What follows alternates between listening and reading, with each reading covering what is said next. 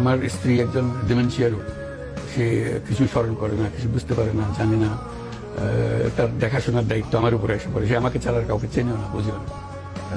তাকে খাওয়ানোর থেকে শুরু করে তাকে বিছানায় দেওয়া, তাকে টয়লেটে নিয়ে যাওয়া, সবকিছু দায়িত্ব আমার।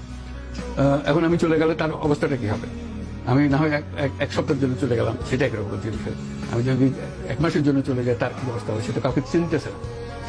সেই জাহাঙ্গীরনগর বিশ্ববিদ্যালয়ের পদার্থবিজ্ঞানের চেয়ারম্যান ছিল, ডিপার্টমেন্টের প্রফেসর ছিল বহুদিন ধরে, এখন ডিমেনশিয়া রোগে অসহায় মানুষ, এটা শিশুর মতো মানুষ।